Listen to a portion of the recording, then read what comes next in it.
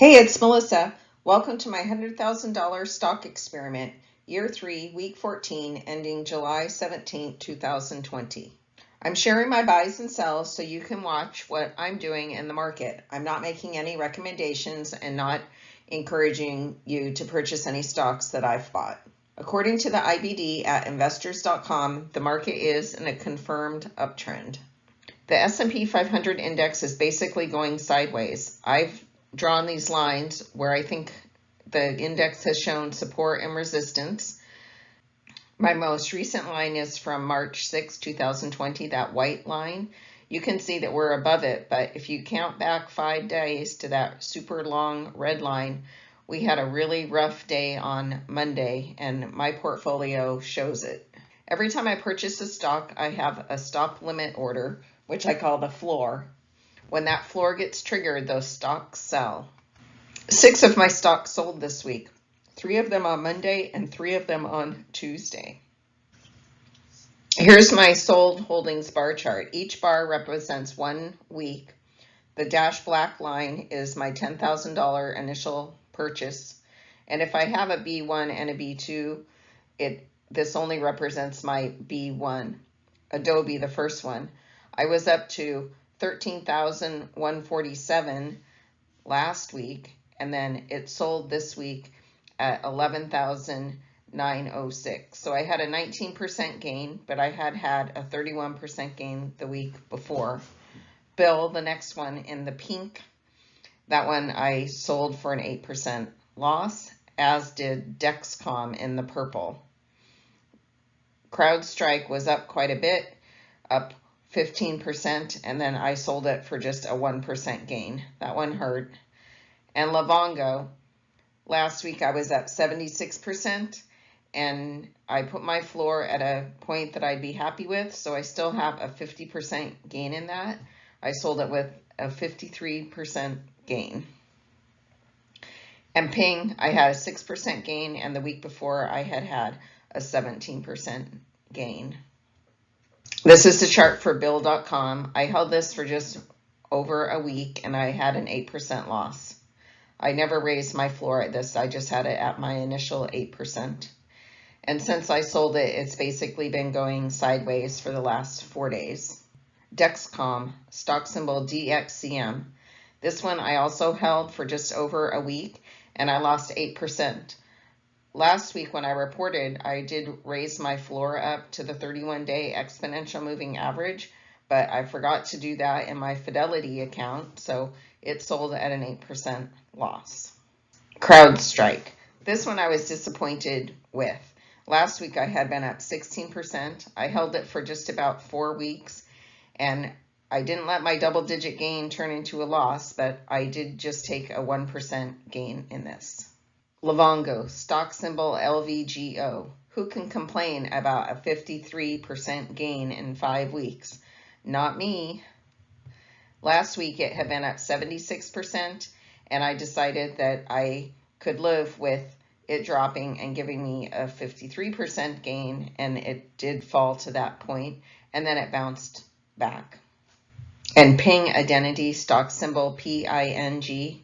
I held this for just over 6 weeks, and it was up 6.7%, and it is holding steady right at that 31-day exponential moving average.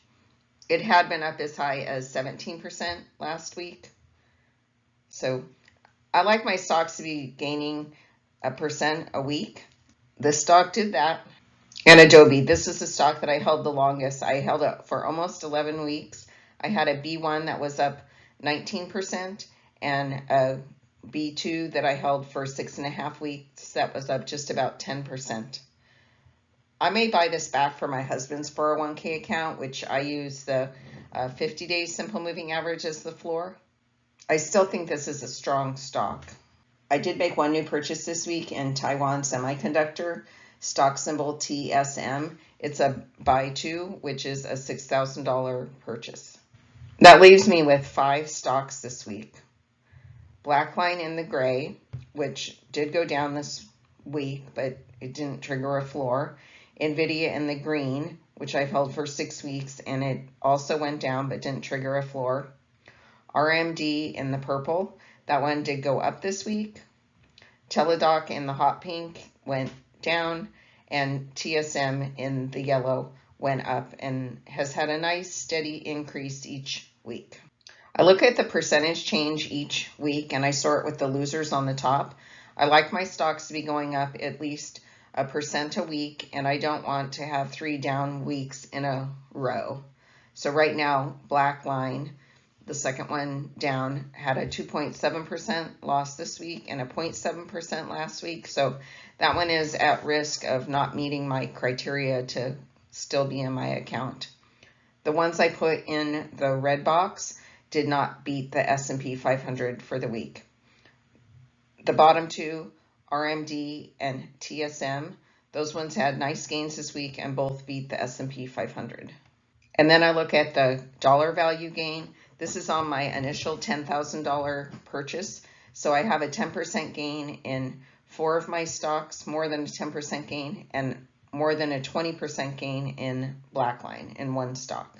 Each box here also represents 1 week. My industry breakdown shows I'm most heavily weighted in cash, $68,000 in cash, followed by my chip stocks. I have $35,000, and I have 2 buys in both of those chip stocks. Software's next with just about $35,000, and I have 3 buys in Blackline and just 1 in Teladoc. And then my medical stock, ResMed, I have 3 buys in that. Each week I review my charts and see if I can raise my floor. Teladoc, stock symbol TDOC. I did raise my floor up to my 31-day exponential moving average, and I'm wondering if I should be buying more. It's holding steady at the 8-day simple moving average. I'm a little concerned that it might kiss that blue 31-day line and trigger a sell. Just pop down to it and pop right back up, but I still moved it up to that point. I've held this stock for 4 weeks and I'm up 12%. NVIDIA, I also raised my floor up to the 31-day exponential moving average. This one's also right at the 8-day simple moving average line, and I'm wondering if I should buy some more of this one as well. I have 2 buys. One I've held just about 6 weeks and it's up 13%, and one I've held just about 4 weeks and it's up over 6%. I like to add to my positions as they prove themselves, and I also set a stop limit order at 8% on those stocks as well, my B2, until it reaches up to a point where the B1 and B2 can both have the same floor. Taiwan Semiconductor, stock symbol TSM. My B1 I've held for just about 5 weeks and it's up 18%. And I did make a B2 that I've held just for 2 days, and it is up 0.3%. That B2 has an 8% floor, and then the B1, I raised the floor up to that 31-day exponential moving average, which is where that dashed yellow line is.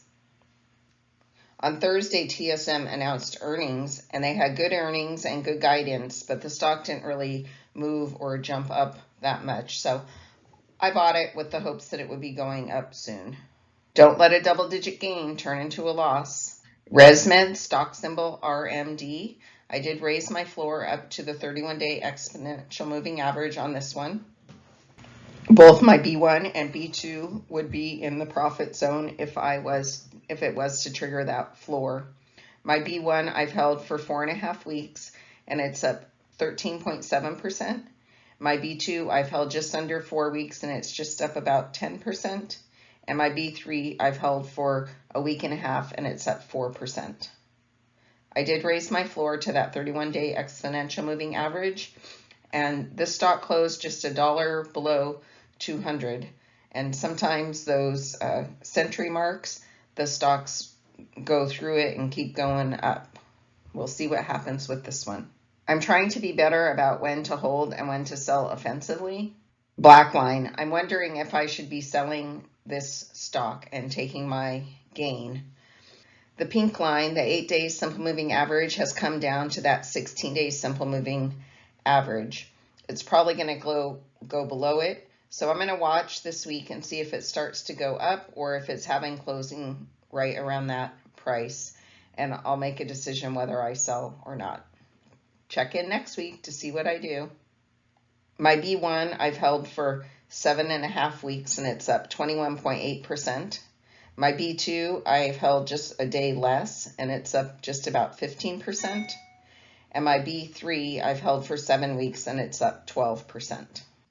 I had quite a big drop this week, but I didn't go down to 2 weeks ago level. I still have a little bit of gain from that point. Last week was a great week for me, so this week it went down, which has pretty much been my pattern for the past several months. I lost $8,664 in stocks that I had owned last week that sold this week. My existing holdings, I lost $481. And then in new stocks, I had a $19 gain and I had a dividend of $59. After 2 years and 14 weeks, my $100,000 has grown to $160,877 versus the S&P 500 for the same time frame has grown to $121,399. Here's a chart that's showing the same information just in a little bit different way. The weekly change for the S&P 500 down at the bottom in the purple on the left-hand side, it was up 1.2% for the week versus the Melissa method was down 5.3% for the week. My experiment started mid-April, and in year 3, the S&P 500 down at the bottom in the yellow, sort of in the middle, is up 15.6%. Versus on the right-hand side, the Melissa method is up 11.2%. The S&P 500 is beating me in my year 3 experiment this week. Last week, I was beating it. So we're sort of going back and forth, and I expect to be beating it by the time this year is over. Thanks for watching. Keep an eye out for my next episode, or better yet, subscribe to my channel, The Melissa Method. Don't forget to hit the bell if you want an alert when I post a new episode.